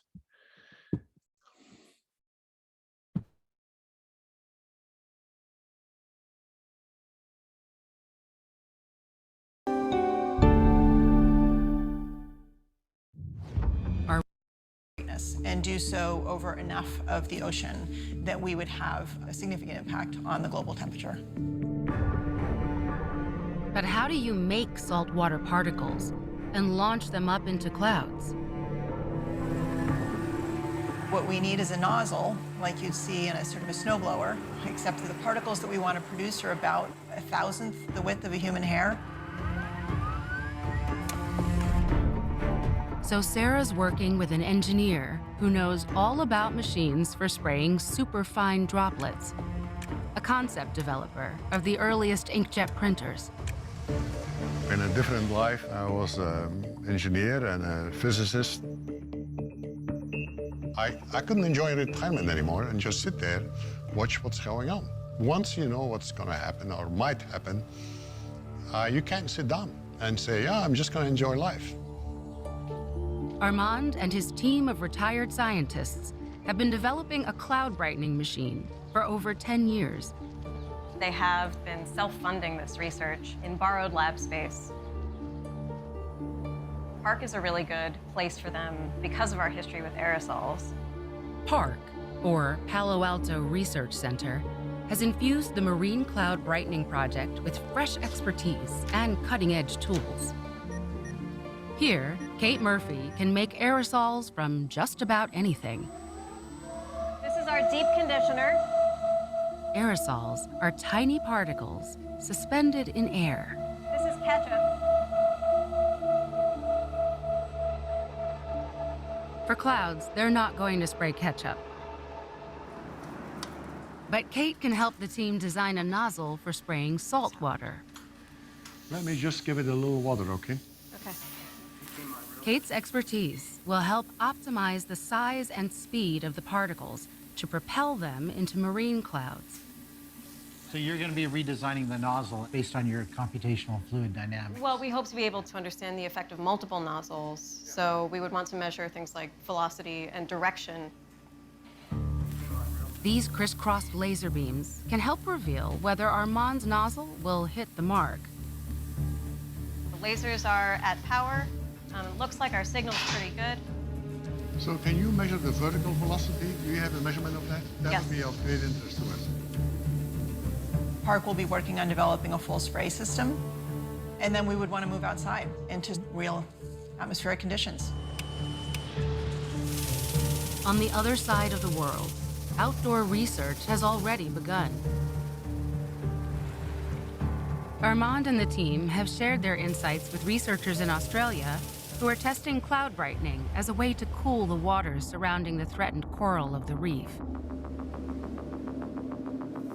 That project is targeted and local, but some estimate that cloud brightening on a global scale could offset all the heat trapped by our CO2 emissions. It will probably take a good 15 to 20 years to do all of the research involved with understanding how big of an effect we could have by brightening clouds and also what all of the side effects might be. Those side effects are not well understood and could include disruptions to ecosystems and rainfall patterns. Further research is needed. We have kids, we have grandkids, we're doing it for their futures. You know, and frankly, we are all in this together, whether you have kids or not. We're more than individuals. Our society has to survive.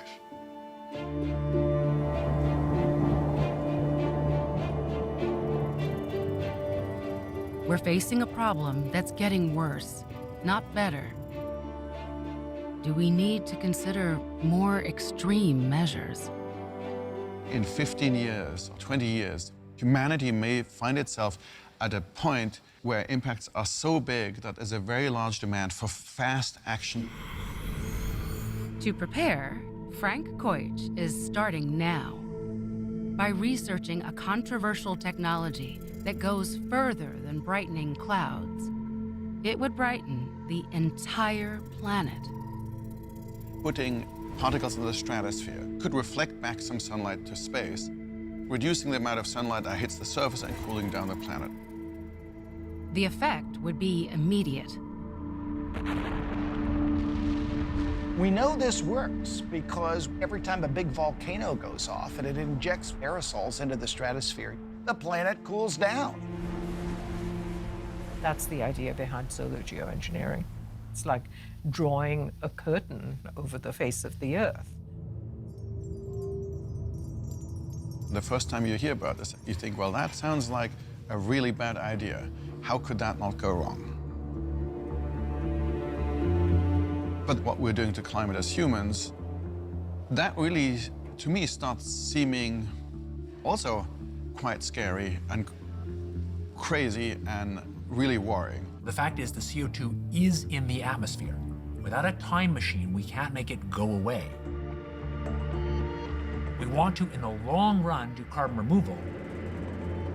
But during the time that concentrations are high, we might want to do solar geoengineering to reduce the climate risk.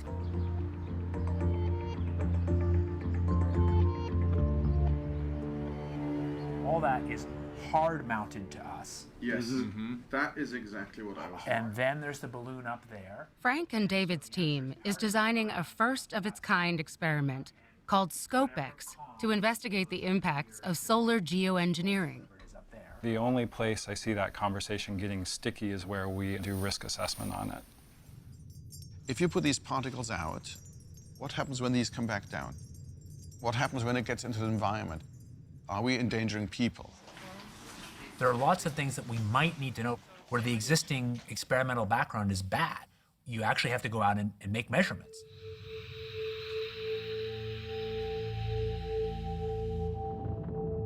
The plan is to launch a 100-foot balloon into the stratosphere and release a plume of reflective aerosols. We want to put out the particles of calcium carbonate, for example, and then go back through this plume and see whether the evolution of the air is the way we predicted based on our laboratory results. This is an experiment on a very small scale. And in fact, the amount of material we're putting out is less than a normal airplane flight puts out. ScopeX may be small, but many fear a large-scale manipulation of Earth's atmosphere could trigger a cascade of dangerous, unintended consequences that ripple across the planet. Nothing in our scientific capability actually enables us to understand the complexity of the interactions that would be set loose. It's not just that it lowers the temperature, but what are some of the other effects on the hydrologic cycle or on heat waves and droughts? This is a manipulation of the Earth's atmosphere on a huge scale. What happens if things go wrong? ScopeX is designed to start answering those questions. But there may be effects beyond the physical that no experiment can predict. If we think that there's this solution out there, then people may think it doesn't matter if you're polluting the planet. The root of the concern is that solar geoengineering research, however well-intentioned, will be used as an excuse for big fossil fuels to fight emissions cuts.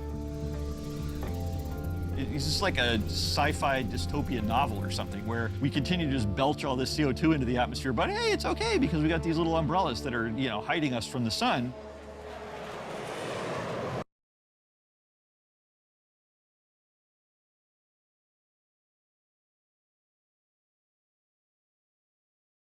All right, this is awesome stuff. Really great documentary. My goodness, everyone should see that. We're 37.5 minutes into it. I need to take a break for about a couple hours so I can go prepare and then go get my hair cut and come back and all that for LA. So I look less like an unwashed hippie and more like a respectable whatever. Anyway, so Marco, I think you're host, and I've been recording here. I can continue recording if you want, and then stop the recording in 25 minutes. Okay, I'll just continue on with the recording until somebody, and Marco, feel free to like call my cell phone and say, because I'm going to be here getting ready for a bit, so feel free to call my cell phone if you need me to stop recording or pause recording or whatever. Otherwise, I'll keep recording and I'll see you all in a couple of hours. And remember, at 2:30 Pacific time, we've got Dharmendra. Prior to that, we might do some Dear Umair. But anyway, I'll be back at around 1:15 in a couple hours. But again, all right. And I will pack my pillow. Thanks, Sarah. Okay. See you all in a bit. Thanks. Wow. Yeah, I had actually seen that segment before. I forgot that it was on Nova. But yeah, I'm, when these scientists talk about that urgency, and then they turn around and say over the next 10 to 20 years, we're going to have to, I'm like, we don't have that. You just spoke about the urgency. What is your definition of urgency? It drives me crazy when intelligent scientists are missing the fucking point.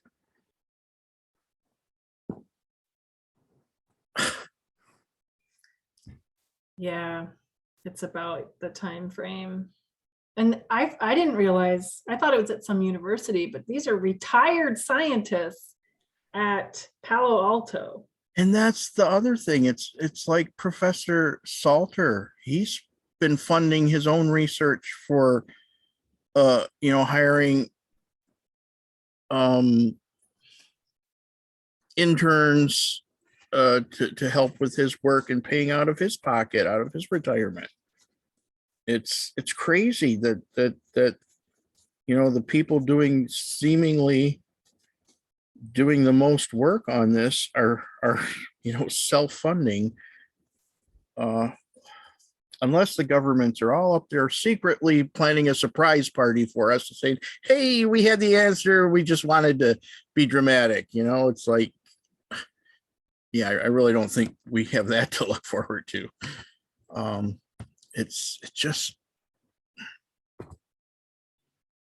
yeah. So I saw there's a documentary a while back about what the military is doing about climate change. That was pretty interesting. I can't remember what it was called. Been attempting to use it as a weapon for a while, for a long time. And I know China's been active at it, and so has Russia. And so have we. We just all pretty much are denying it, pointing out how somebody, how China is doing it and Russia has done it. And then, oh, us? No, we wouldn't do that. Yeah, one of my friends' kid is in the Coast Guard or something, and he's in the Gulf of Mexico, and they keep taking on Haitians that have gotten on boats, and they put them on the ship for like a month, and they feed them for a month, and then they deposit them back on Haiti. Yeah, that's... So, they're aware of, and they're even actively putting out fires with climate change problems. So they have to be doing research on cloud brightening. They have to be. I mean, they're so into that. They're so into ships and nozzles and. But the thing that surprised me, several times there, that the one woman, she said they talked about aerosol injection and said this is what geoengineering is. No, that's one facet of it. They keep identifying the worst options as this is what solar radiation management is. This is what, and it's not one thing. It's a large group of things, some of them really stupid. And obviously, so once you let stuff loose in the stratosphere, you have no control over it. Marine cloud brightening, you turn it on or off, it's quick. Yeah, I wonder what the funding and impetus was behind that geoengineering video. Why did they make that? Question. Yeah. Who are they targeting with that? Do they want people to come out of the woodworks? And I don't really know that much about NOVA, but it has like 60 seasons or something. It's a very well-funded, long-running, publicly funded. It's PBS, public broadcasting. Mm-hmm. They get their funding through that. So unfortunately, we think that public broadcasting PBS is publicly funded, but I could show you another one there now as well, where all of them know, PBS included, and CNN, and every one of them, MSNBC, all the B's, they're all funded by Bill Gates. Yeah, He funds put into all those. Right? That's true too. The idea is it's publicly funded and they hold their telethons, but it's still big corporate money that makes the biggest donations, and I would imagine gets to control the narrative. Keep it confusing and make it seem really complicated so that, it's 15 years off. Like, we need to research this for 15 years. But aren't your grandchildren going to be like adults by then. Yeah, They're Bill, not- Dead by then, really. Bill Gates is behind the aerosol injection. I know he backs that. Yeah, he's funded a professor in Harvard doing the research on aerosol injection, and he's funding it because it's a big business for him then as well, obviously. But it's, as Marco said, it's the least, it's invasive and least controllable. I mean, once they put up in the stratosphere, what stays up there, it stays up there for a year, minimum 3 years, and if that has catastrophic effect, they said the effects will be straight away. So if it was catastrophic effects straight away, we'd be having 3 years of catastrophic effects. So, you know, why even take the chance as one of the, but yeah. It does look like they're trying to make it out that marine cloud brightening is something that's way off in the distance. It's not actually, because Professor Salter has his prototypes for his final testing already designed and ready to fit into a container, not to be shipped to some island in the Pacific for 4 months of testing. And once he gets that final 4 months of testing done, then it's off we go and build the ships. The schematics right down to the last bolt for the ship's design as well. That man's been doing this work, and his work's been going on since 1971. So, you know, it's just that unfortunately the governments that we are don't seem to be in favour of it for whatever reasons, other than the simple fact they're in the pockets of the fossil fuel industries. Maybe they don't want people out on the oceans, you know, they maybe that's what they're afraid of, is more corporate or more, you know, random stuff happening out on the oceans that would be hard for them to control and monitor. And maybe the people out on the oceans would be threatening to existing enterprises, you know, like how the pirates were threatening at Somalia. And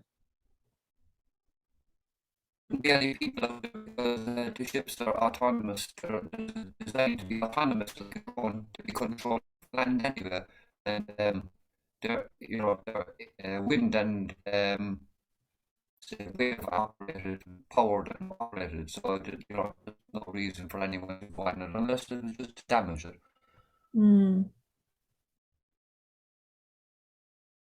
Yeah, there wouldn't be anything of value to pirates on these ships.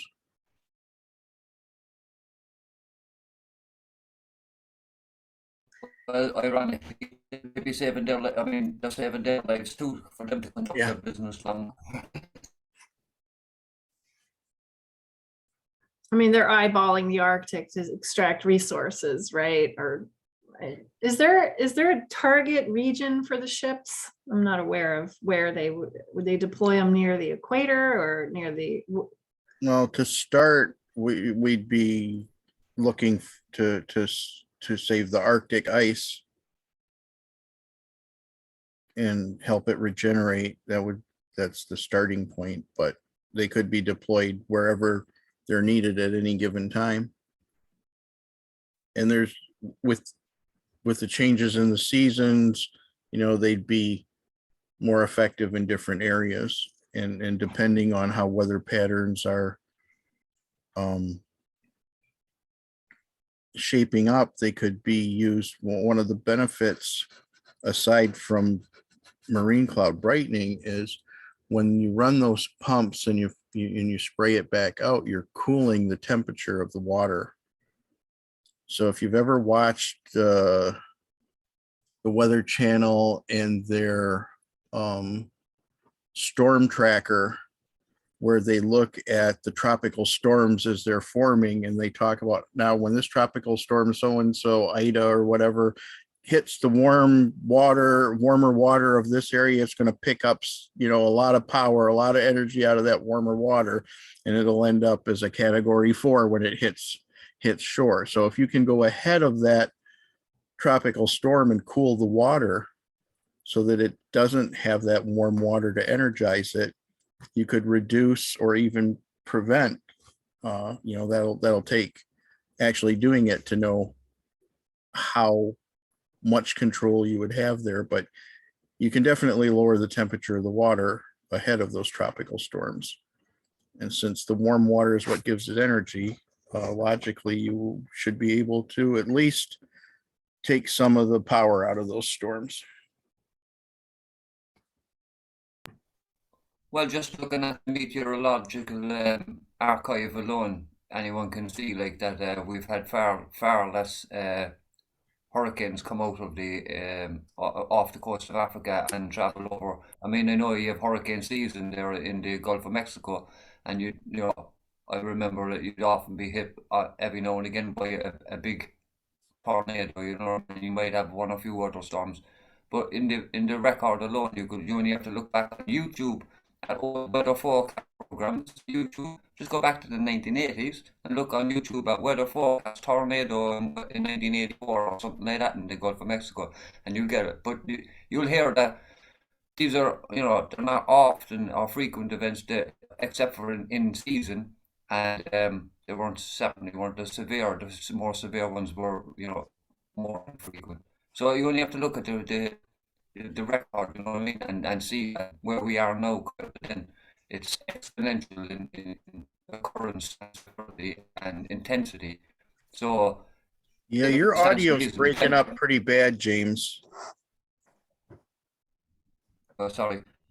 It just goes to show that the record is telling you that the waters were cooler then, so therefore the storms were less frequent and less intensive. So that's all it takes is to bring the temperature of the water down, and you're going to reduce the frequency of those storms as well. And from the historical weather data, we can see where clouds were historically and where you know, the patterns that happened around that, like while you know, Australia was on fire, Africa was flooding. And with the application of marine cloud brightening ships in the right area, they could have diverted that rain and targeted more of Australia with the rain and less of it to Australia, and it would have you know, that would have benefited both very well. And I mean, obviously it'll take some experience, you know, doing it will be the final test, but based on historical cloud formations, we can, you know, they've done Alan Gadian that works with Dr. Salter has done a lot of computer modeling, and they have a good idea of how that will work. So just need the funding to get these ships out there and going. Right now, we could use just enough funding. You know, Professor Salter has test equipment already that would, you know, pack into a shipping container. He just needs an island location where there's a lot of, you know, good fresh air, and he could test off an island the first test. Did you see in that video in the coral reef in Australia, they had a ship, and it didn't look like it was putting much out. It was like a really like didn't look like it was turning into a cloud, you know. It just looked like, well, what happens is, you know, that's a lot of that mist will just fall back into the ocean, and only a certain amount of the particles will a certain amount of it will evaporate to where there are salt crystals that are the right size, and those have to float up to where the cloud levels are, and then they start forming the clouds. Those salt crystals have to get up there, and due to normal turbulence and air temperature, you know, they're light enough to rise, and they're the right size to form the right size water droplets to make bright clouds.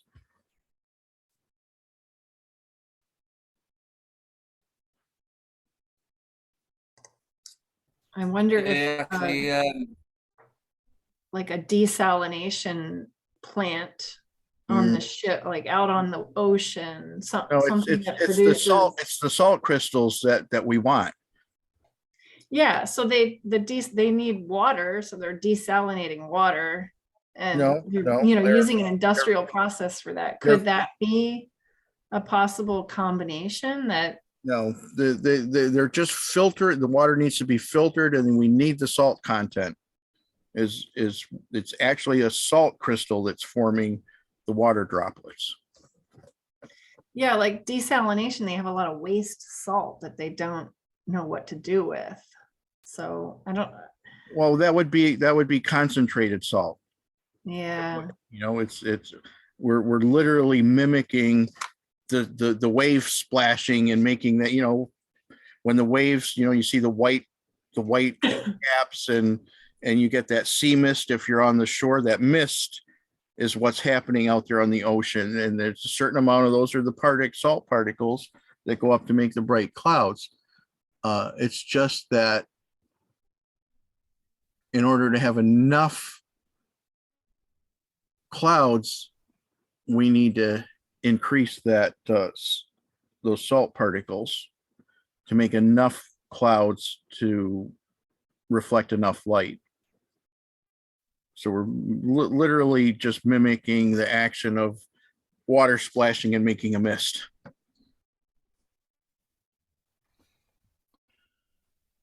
Well, in essence, really what it is the size of the actual water droplet that's produced, the aerosol water droplet that's produced, in order that that can have a nucleus of one salt crystal in it, 800 nanometers in diameter or in width. So that's like thousands of a hair. Whereas after desalination in plants, the salt that's left over is, you know, form salt is way too good together. And the sea, through convection of the sea, does push salt particles up into the clouds. The majority of those crystals or particles are too big, and therefore they form droplets very fast and they fall down quicker. So the idea of getting the 800 nanometer nucleus salt for the water, the moisture to gather on. The reason for that is because it's so small, and because of natural air convection and warmth of the ocean, it'll get pushed up higher above the lower clouds. It'll get pushed up higher before it starts to get enough moisture and fall again. But while it's gathering that moisture then, and because it's up higher, and because there's the white nucleus of a salt crystal in it rather than the dirty particulate of pollution over land, the cloud then will be much brighter. Where we see our clouds, they're dark. When we think they're dark because they're heavy full of rain, they are, but they're also, each droplet is full of particulates that came out of the burning of fossil fuels over our cities, and therefore the clouds over our country is darker. Whereas out in the Pacific Ocean, when you look up in the sky, the clouds are brighter. There's no dark clouds. And that's because those clouds are made up of salt particulate crystals nucleus anyway. So they're actually white because they're made up of clean salt particles. It's only when the moisture comes in over land and it starts to pick up the particulate as a nucleus for the raindrop, and because the particulate is dark, that's how the clouds are darker over the land. So that's the science behind it, really, is to get the raindrop as small as possible, to get it up as possible before it gathers enough moisture and start falling again. And with the salt crystal in it, it will be white and bright. So it will, and he has to write down the measurement of how much that will reflect. So the funny thing about it, when they done the calculations and everything, they were actually amazed themselves at how little they have to spray to get the effect that they want. It's tenfold, you know what I mean, or thousandfold the bang for the buck, like as to how much they have to spray out. So, you know, it's a no-brainer once you know the science behind it, and it just baffles the mind why it's not been pushed out straight already.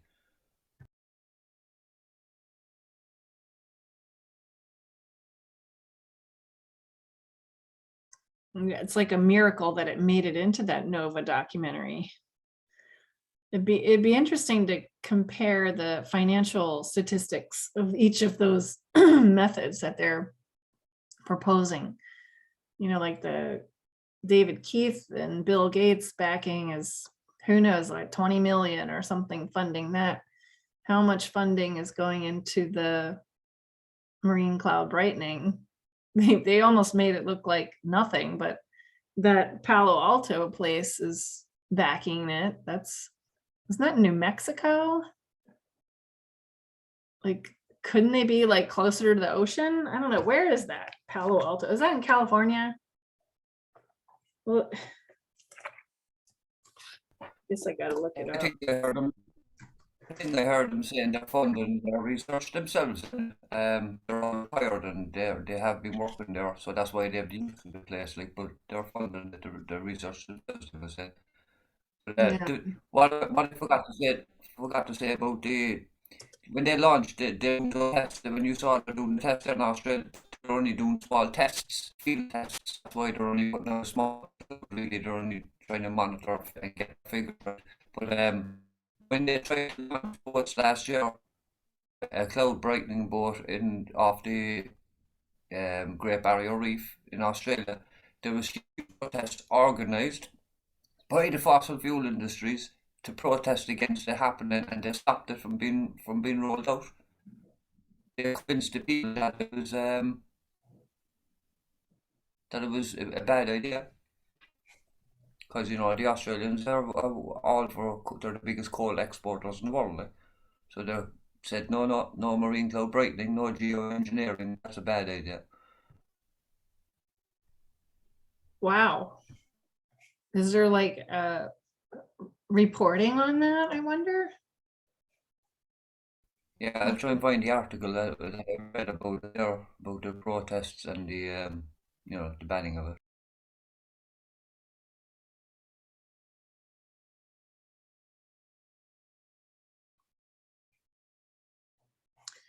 I wonder what other countries are doing. I mean, you know, we're all speaking English, but what are the Chinese doing? What are the Finnish people doing? The Finland seems like they're on top of it. Australia, I guess, like you said, they're very coal dominated. Russia, I guess that Russia is really into gas and fossil fuels. But all the countries that aren't, like, what's the most non-fossil fuel dominated country? Is it India? Well, I know we heard the other day from what was his name? Marcel de Berg from Holland. And he said, you know, we've been on top of geoengineering for a long time. You know, they literally live under sea level, and they've managed to keep an infrastructure to maintain that successfully. And his big push was that not enough people understand the mechanics of the Brazilian rainforest and how has a bigger cooling effect than most people realize, because it not only, and he had a lot of good statistics that I don't remember, but basically the trees, you know, they use so much energy to take in CO2 and produce a mist that makes the clouds. And because of that cooling, it sucks in air off the ocean. I believe you referred to it as a biotic pump. And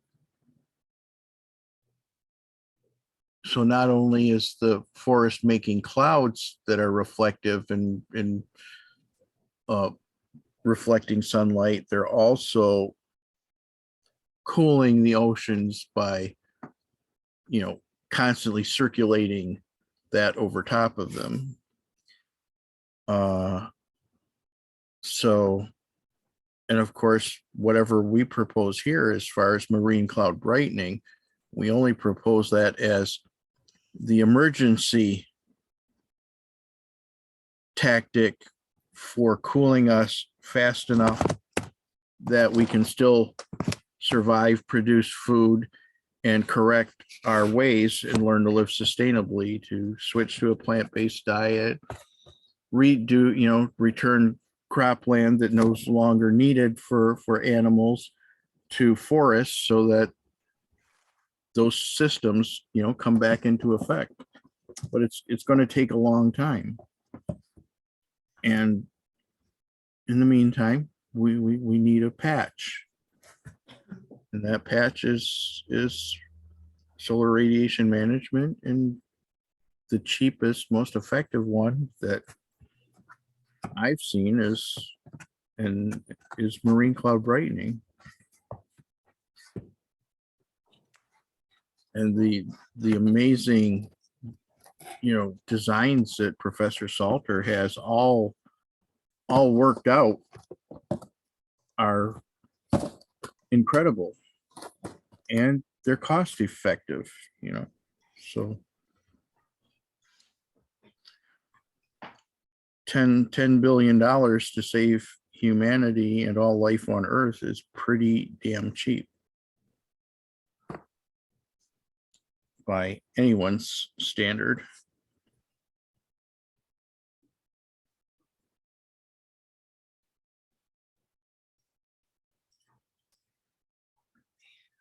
Something is blocking it from being done. Well, I can't remember the name of the group right now. There's like this watchdog group that, God, I can't remember the name of it right now, that identifies anything as geoengineering and says it's bad. No matter, just flat out, if it's any kind of geoengineering, it's bad. And they create arguments and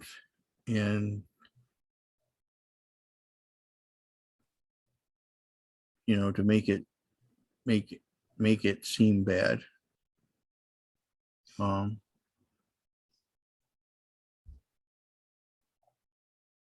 I'm fighting a migraine today, so I'm not as coherent as I'd like to be.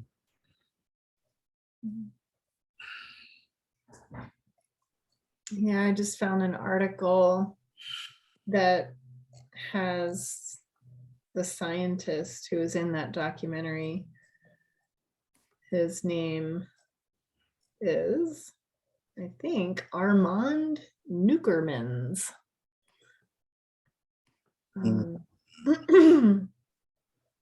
Oh, one of the ones from Palo Alto.